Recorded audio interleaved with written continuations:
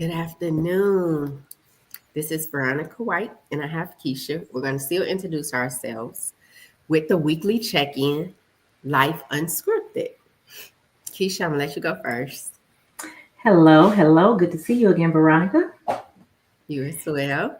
My name is Keisha Blair, Keisha L. Blair. I am a keynote speaker, workshop facilitator, and podcast host for Alpha Intuition Podcast. And I specialize in helping people to become the CEO of their lives. Awesome. Thank you. My name is Veronica White. I have a nonprofit. It's called Help from a Sister, where we cater to single parents that have a child on the autism spectrum. We provide tools, techniques, and resources to help them transition their lives from where they are to where they want to be. So, our topic for today is the power of emotional control. So, we want to share some tools and techniques on how to control your emotions. And I heard a phrase this week. It was asking about, are you a thermometer or a thermostat? That's like, okay, so I had to look that up. Because you know if they both are. The thermostat, you set the temperature, it stays there, and that's it. Well, a thermometer checks the temperature. So if it's hot, it tells you it's hot. If it's cold, it tells you it's cold. Now, use that same analogy when you're talking about your emotions. Do you set your emotions, or do you let other people? Can they raise your temperature, your blood pressure, or can you lower it? So that's the topic for today. So when I actually hear you say that, when I think about it, just in technical terms, so a thermometer, like you said, checks the temperature, and a thermostat actually regulates the temperature. So when you think about, are you a regulator, or are you just someone who's just checking? Because you can regulate the temperature and allow people to how they interact in your space, or when you enter another space, you can be that thermometer where you just check the temperature in that room. But then you can also control the temperature, and you can regulate it by what you say and what you do and how you respond to people. That is true. I like another saying that says, it's not what people do to me that matters, it's how I respond to what they're doing to me. That phrase used to be a trigger for me. I'm just going to go ahead and admit it. I had one of my previous managers that actually said that to me one time, and I didn't really understand what he was saying at the moment, because I didn't, it was more so of me looking at how it affected me as opposed to what I said and how it affected other people. So just because someone says something to you does not mean, just because you feel a certain way, you have to respond in that way that you feel.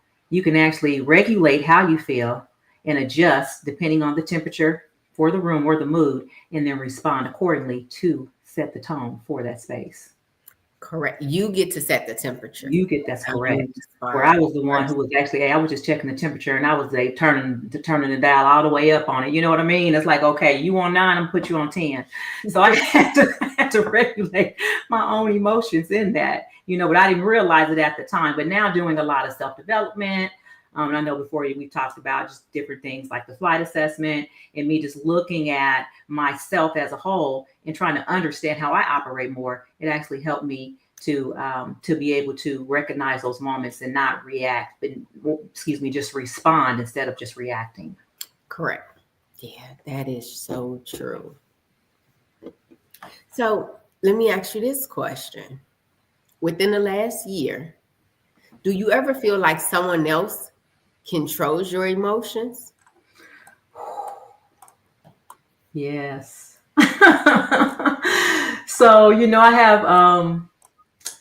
have this saying that I would say to people who would say something to me, let's say on the line, let's say you're in a relationship or something, because, sometimes people are affected certain ways by different relationships. And someone would say, oh, well, either don't lie to me, or you don't like me, or whatever. And I would say like, well, I don't like you enough to lie to you. You know what I mean? So it's like, depending on how you feel about the person on the opposite end of whatever situation you're in, they may be able to control you and manipulate you depending on how you feel about them, not how they feel about you. That's a good, yeah, that is, I didn't think about it like that, but that makes a lot of sense. Yeah. And I say it jokingly where someone says, "Oh, you just lied to me," and I'll just jokingly laugh like, I don't like you enough to lie to you."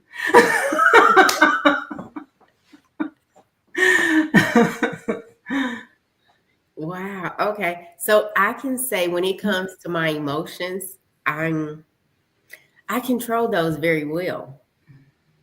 Someone told me, like, Veronica, I think you're very emotionally unattached. And I'm like, no, they affect me. It's just I know that I get to choose my response. I don't have to respond the way you want me to. Mm-hmm. I'm gonna say what I need to say. And I gave her an example of when my kids were younger. I used to volunteer for their youth football and cheerleading program. And the parents, just like me, we all had to pay for our kids to play in the program. And I was the treasurer for the organization. But they figured, hey, since I paid my money, my child needs to play. And if my child don't play, that means I'm entitled to a refund. I need my money back. They'll come in, they'll snap out, they'll have issues. And I was like, well, I didn't feed into what they were saying. If there was something I can do to assist or help them, I'll say, yes, I can help you. If not, I say, well, no, your registration does not say that your child to play. It's the fundamentals. And none of the coaching staff here is paid. This is totally volunteer. Our kids are here and we want to make a difference. That's what we're doing. But they was cussing and snapping, and wow. She's like, you kept the same tone? I'm like, yes. Why would I change the way I speak? And she was like, well, did the parents have a problem? I say, yeah. I think I'm the type of person that you either like me or you don't. There's no in between. And I'm not a people pleaser. I just try to do what I can. I can do it. I'll do it. If I can't, I'm okay with it. It can't get done. And my no is a no. It's okay. Yeah. I know sometimes, well, I'm not going to say sometimes. In the past, I used to energy match. You know what I mean? If you come in like that, I'm going to go ahead and match it and probably sometimes meet it or beat it. But I had to learn, as you grow and you understand that sometimes just because someone else responds a certain way doesn't mean that you should respond that way. And that now what I do is, I have to take those moments and just pause and give myself that 5, sometimes, 7-second count to where I think about and process what I'm going to say before I actually just react to the situation. So, especially when someone may say something to get under your skin or something to trigger you. And it's like, okay, that first thought that comes to mind may not always be the best one. So it takes a lot of emotional intelligence and strength and courage to just sit there and think about, okay, I'm not going to energy match in this moment. What I'm going to do is try to diffuse the situation. That is true. That's a good point. And sometimes when a person is very aggressive or have something to say, they're really not, you didn't cause the problem that they're having. You're just the one that's going to receive the lashing behind it because the other person is not there or they just don't know how to approach that person. So you're going to get it. So in certain situations, I've looked at a person like, oh, okay, yeah, that's not meant for me. Sorry the way you're feeling, but however, this is what we're going to do or how we're going to talk to each other. Like I demand respect and I give it. And sometimes you have to let a person know, like, you need a minute? I can wait. Yes. And sometimes that's a good thing because it's almost like you throw the ball back in their court at that time to where you're not reacting. It's like, if you need a minute, we can take a minute. You know what I mean? Yes, that is so true.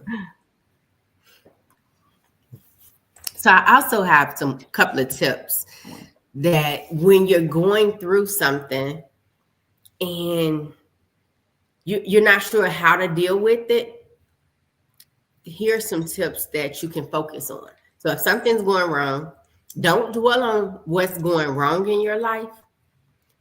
look at gratitude. Look for gratitude in the situation. If you're looking at a person that says, well, yeah, I'm not going to this event, or I'm not going over this person's house because I don't like this person. Don't look at the things you don't like about something. Focus on all the things you do like, or the people that are there that you want to see and have a conversation with. Like those small shifts in your mindset can change you from being a thermostat, a thermometer to a thermostat, because now you get to set the frequency. You don't have to be in that person's presence. Go ahead. Yeah, that's true. So you don't have to be in that person's presence at the event or at the outing. You can go and interact with the people that you want to interact with. And it's almost like when you think about that thermostat, it's like, you're choosing to lead with emotional intelligence, and you're choosing to control your own peace. Yes. And that's priceless. Yeah. And when you're just a thermometer, you're just leaving yourself at the mercy of the circumstances for whatever environment you're in.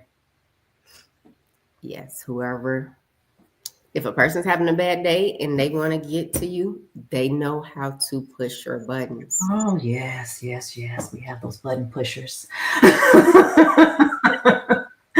I've learned to just smile in those moments. And it's like sometimes when you just smile, you don't even have to say anything. Sometimes a smile can say it all. That is true. Yes. Well, girl, that's why I wear these pearls. Sometimes I have those pearl clutching moments. It's like, oh, gosh.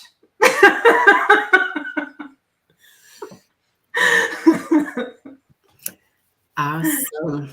Okay, so counting your blessings, studying your burdens. That's another one that you can use. Focus on all the things that you're looking forward to having versus your lack. And then, so just, you mentioned something. So counting your blessings, sometimes you have to just ask yourself to put things in perspective. Okay, is this really going to matter in 10 minutes, in an hour, next week, next month, next year? And I learned that from, oh my gosh, I was probably like in my 20s, but I had to take a driver's ed, well, not driver's ed, but like a defensive driving courses. I was speeding on the freeway. And in the class, that was something that they mentioned. When you get road rage, people start doing all these crazy things. Before you start shouting out or doing whatever you do in those road rage moments, ask yourself, is this really going to matter in like 10 minutes once I get down the road? So I carried that over into other situations as far as being upset, because we actually have the power to change our own thoughts at any given moment. You can be upset and be in a certain mindset and listen to some positive music, and it'll change your tone. Watch a movie or do something just to change those thoughts, and it'll take you out of that anger, that place of anger that you're in whenever you have those thoughts that make you want to respond a certain way that won't be favorable to the other person. Yeah, no, that's true. And I'm thinking of another saying. I'm hoping I'm about to get this correct. For the people that mind don't matter. For the people that matter, it don't matter. So let me say it again. For the people that mind, they shouldn't matter. For the people that actually matter, they won't mind. Yeah, they don't mind. That's true. So yeah, those interesting topic today. So let's sidetrack for a second. How was your week? Oh, busy. I was actually in New Orleans this week, only for a short stint. It was during Mardi Gras. I didn't partake in any of the Mardi Gras festivities, but it was just nice to see all the colors and all the people out there enjoying themselves and having fun. And then I drove on back to Memphis. So I was out there just for a short stint. Awesome. Did you get some beignets? I did not. I did have a crawfish grilled cheese sandwich. That was really, really good. I saw the beignets, but I was like, I'm still on this journey of my own self-discovery and losing weight. So I'm 80 pounds down, got 10 more to go. Awesome. Yeah, well, congratulations. You only got 10 left. You came a long way. I came a long way. It's been a year and a half. So came a long way. Okay. So do you have a minimum amount of time that you exercise a day? that I would like to exercise a day. No, I try to. If nothing else, I try to walk. I don't have my Fitbit on because I'm around the house. I just took it off, but I usually wear my Fitbit to try to at least get those, those 10,000 steps in. So whether just walking around, laps around my kitchen, I try to get those laps in. I do have a Peloton that looks at me every morning. It sits beside my bed that I need to get on more often. But I don't, but I at least try to do, honestly, I try to do like 20 minutes at least 3 times a week. And I don't pressure myself to do more than that because, the exercise is really not the greatest thing. Your dieting is really what helps you lose weight the most. When I exercise on top of that, when I drink more water, get more sleep, those are just extras. But really the thing that does it the most for me as for weight loss is really just watching what I eat and what I put into my body. That's true. That's the 80%. The exercising is the 20%. Yeah. But so let's talk about this Fitbit / these Apple Watches. They're actually supposed to monitor your steps and your movements. Because I have one, because my goal every day is to do 30 minutes of exercise. I know I do a lot of walking. I would take the stairs instead of the elevator. But this week, I was brave. I had a meeting on the 36th floor downtown. I walked down all 36 flights. I'm going to take my glasses off of that one. You said walk down or walk up? No, up I can do. Okay. Not yet. But I walked down all 36 flights. Ooh, you a trooper. And at the end of the day, I still needed to do 15 more minutes of exercising to get my 30 minutes.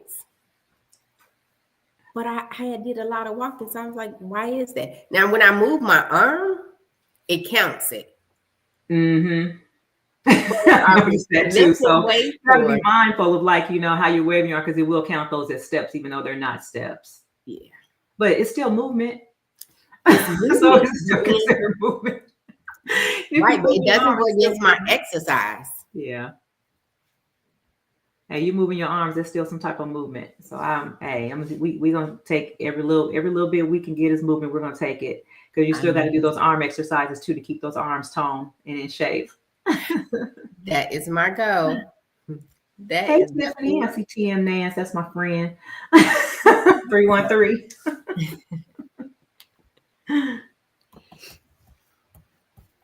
Okay, so how I'm sorry, I'm noticing the responses you put up there. That's funny.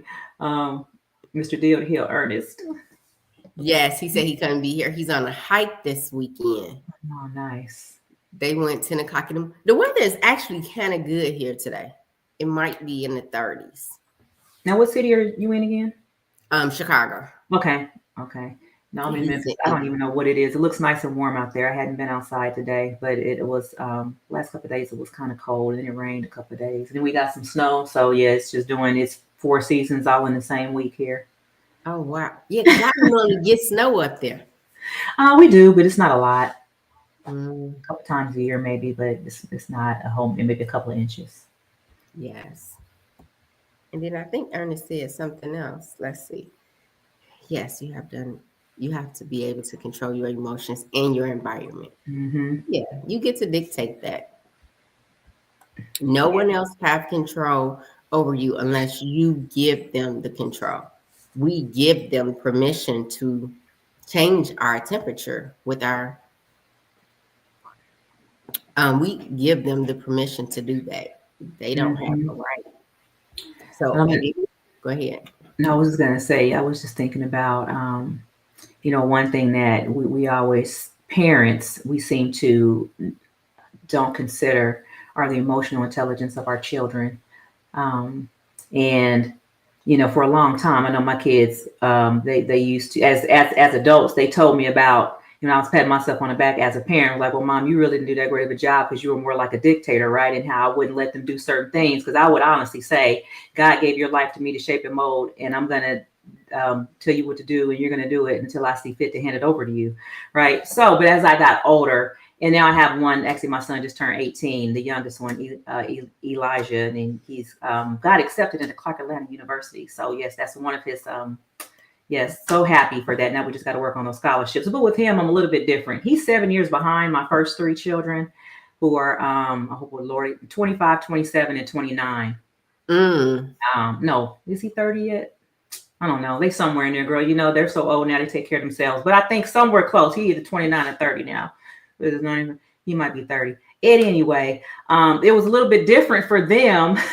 Thank you. It's a little bit different for the first three than it was for the last one. So he gets a little bit more leeway, and they're like, oh, he's spoiled. But it's more so me just listening and trying to understand what he's going through from an emotional standpoint, more so than I did to my older children. So basically what I did was listen to the older ones when it came to my youngest son, and I'm implementing some of the things that they mentioned to me that I probably could have done a little differently with them. Because, you know, we never think about children and what they go through. We tell them to do certain things or expect them to just react and not to have any feelings like they're little robots, but they're humans too. That is so true. And I'm smiling a lot because I was the same way. I let my kids know it's a dictatorship. And my daughter, she when she was younger, she shared with me her whole day, but she used to wear her feelings on her sleeve. Somebody said something or did something, she reacted. And I'm like, no, see, that's not going to help you in life, baby. Nobody should be able to say something or look at you a certain way and you having a reaction. Because if they do that, they get to control how you respond, your actions. You don't give anyone that control. So you have to take it back. So I used to say, list stuff to her. And she was like, yeah, Mom, you wasn't very nice. She was like, and I can't think of the saying I used to say to her too. But yeah, I was a dictator. It was my way. Until you were old enough to make your own decisions. But until then, that's the thing. I always had a plan for them. I asked them, hey, you want to do something? Tell me your plan. And they're like, well, no, I don't have one. Oh, okay, well, I got one. So if you don't have a plan, you're going to work my plan. It's like, you just going to make me do this? Yeah. Now, mine was especially on birthdays. It was like, okay, so I would always tell my kids, you got to try something new, right? So I would, make them do stuff. And it was mostly because, honestly, when I was younger, my parents didn't even remember when my birthday was, right? I would get no phone calls, no birthday presents, no nothing. So my kids like, okay, I'm going to make sure I celebrate their birthdays. We're going to do this and we're going to do that. And then out of a while, it was like, we don't even really want to do that. But it was like, no, you're going to do it because it's not only your birthday, but I gave birth to you. So it's my birthday too, right? So I'm making them do all this stuff. And I remember on one of my birthdays, I remember one of my kids, probably my daughter, where she was like, remember, Mom, you got to try new things. It was something I did not want to taste. Like, now you got to try new things. Like, you was trying to make us try new things. I was like, okay, I'm going to go ahead and try it only because it was like, now I have to save face for stuff like this. And, I think my kids, when they get those moments to turn around and say stuff to me that I said to them, oh, man, they just gloat and they do it with pride. No, that is so true. And then your son's birthday was Tuesday. How did that go? Go out to dinner? So, did I see him on his birthday? We hung out the day before. We went to this nice restaurant here in Memphis called Porch and Parlor, and one of the servers, his dad, he set everything up, and it was amazing. The server, I think her name was Gia. She took care of us. She was amazing. So my son had a great time. Now on the actual 18th, I did a great post. I think I talked to him, but I did not see him because I went to Hamilton, the opening night of Hamilton. And I said, if you want to spend your birthday with me, we going to Hamilton. He didn't want to go see Hamilton. So I'm like, I was there on the original birthday, so I'm going to holler at you. But, he had a great time with his friends. No, actually, I did go. I attempted to go and see him that next morning. And I had some gifts for him because he was born at 8:38 in the morning. So I was going to go wake him up. Lo and behold, he was already up. I thought they were out of school, but he, stays with his dad. So he was going to wait on me. Then there was all this traffic. So I made it there right around 8:40. So I missed him, but I left the gifts and everything for him. And then I called him on his way to school at 8:38 just to tell him that was the moment that he was actually born. So we got to share that moment together again. Awesome. Oh, that is nice. Oh, that was cool. Let me see. What else did I do this week? That was a major thing, was the exercising and then going down the stairs. That is huge. I mean, I'm going to tell you this. Honestly, going downstairs is actually harder than going up because the impact that it puts on your knees.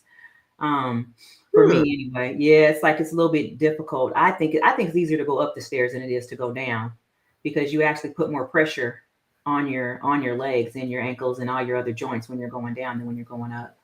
See, and I think it's the opposite. Mm. I'm okay with going down. It's just going up the stairs. And I was carrying a book bag. Well, you might run out of breath a little bit sooner, but as far as the pressure on your joints and everything, I think it's actually easier going up than it is going down. Okay, I don't know if I would do 36 flights, but yeah. Congratulations. That's huge. That is huge. Yeah. All right. So we have do you have anything coming up? Any events coming up recently? So I think it's the last week of the ET morning inspiration. Oh, and it's 30 days. I think it's I know they said it's 28 in the month of February, but I believe he's doing 30 days. So he'll go to Sunday. Yeah, so we're still going through. I believe we're going through the weekend. At any rate, whether it's 28 or 30, it's still for me to be on every morning, no days off. We're getting up on Saturday and Sunday and everything. For me, it's 6 a.m. And when I travel, I have to make sure I adjust my clock if I go to the East Coast because it's 7 a.m. on the East Coast. Then I have to come back and readjust to make sure I don't miss those mornings, so I can be on those calls. But they have been, it's always life changing. But that's where I was this past weekend. So one of the benefits of being an elite member with Next Level Speakers Academy is that we get to go on shadowings with some of our mentors. So when I was in New Orleans this weekend, I went on what they call a ride along. So went on a ride along opportunity. So shout out to Next Level Speakers Academy in that program, because there's no way I would have been able to have the opportunities that I've had set before me had I not joined that program. So Next Level Speakers Academy is definitely a great program. Awesome. Yes. And Ernest is in that program as well. Mm-hmm. He speaks very highly of it. Yeah, he is the secretary for the Chicago chapter. Yes. Yeah, that's how he and I met. Actually, we met on one of the calls for Next Level Speakers Academy. Yes, CTM, she is my accountability partner. Yes, so we make sure if she don't see me in the morning or I don't see her on, we're texting each other to make sure that we get on the call. So yes, Tiffany. She stays on me every morning, and it's like, okay, make sure I scroll through to make sure that I see her name. So yeah, definitely. We make sure that we're both on them. But hopefully, we've never met in person. Actually, we just started out. I think she and I became accountability partners on the last challenge for ET. And I think she put in there she needed an accountability partner. And I'm like, okay, I could be that accountability partner for you. And I have another friend of mine, Coach Tressa Mann. She always tells me, that needs to be your specialty because you like hold people accountable for things. And I didn't even realize it. I'm like, you know what? I might have to put that on my signature as being an accountability coach. That is true. That's a good quality to have. Okay, so I'm still preparing for the Single Parents Conference that's coming up in May. I reached out to a couple of Facebook groups that focus they focus on autism. So I've been contacting them to get more resources and information for the conference. But that's all that I have. Is there any closing words for you? Oh, yeah. So I'm looking at, let me see what next. Is this the last, when we meet next week, we'll be right in smack dab in the center of Women's Month. And the first week of Women's Month is Women in Women in Construction, Women in Skilled Trades, Women in, what is it? I think it's Women in Construction Week. Women in Skilled Trades. I'll take both of them. But anyway, I'm really excited about the next week because I really want to talk about Pink Tool Project, getting women into the skilled trades, and just my journey through construction. So we'll save all that for next week. But just the one thing I have going on right now, this is my last week for my special for $97 for my clarity call. And I actually give you guys a complimentary flight assessment.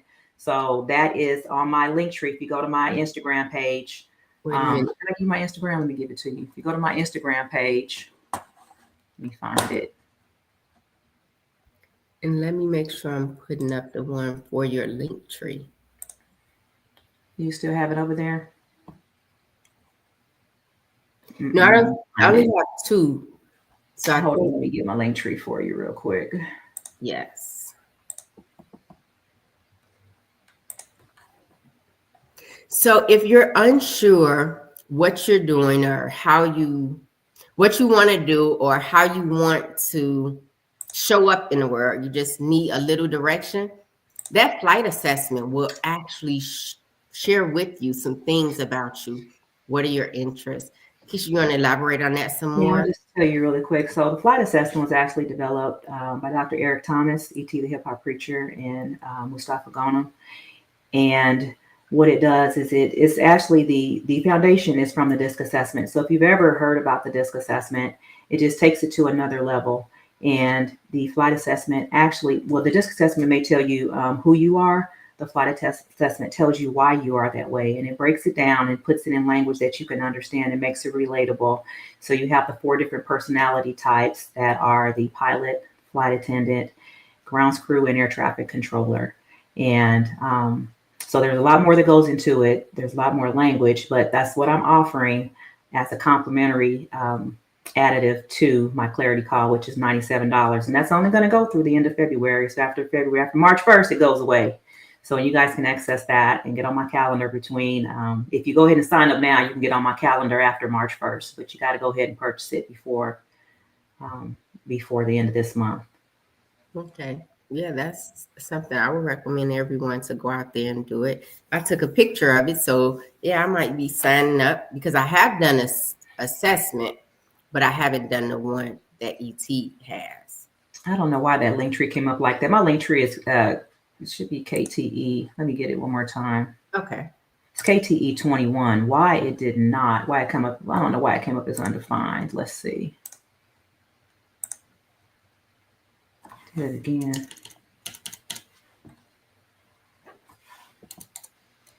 Don't post that one. Let me see here. What am I doing? Okay. This is Life Unscripted. We're figuring it out as we go. It happens. There you go. That's it. KTE 21 for Keisha the electrician 21. And 21 is my favorite number because my birthday is on the 21st. So yeah, KTE 21. Awesome. All right, sounds good. Well, thank you so much for joining me today. And I know Francis wasn't able to make it. So next week, which is also the 2nd of March, when we're doing Women in Construction, we're going to all week talk about different trades and women in the construction industries. That's right. And I want to say, 3 of us. So Keisha is into the trades. Mm-hmm. I work for a construction company, and then Ernest is also in the trade. So we're going to have people on that's sharing information and from our perspective of women in the trades. Yes. Until then, thank you all so much for tuning in. Enjoy the rest of your Sunday. All right. See you guys next week. Peace.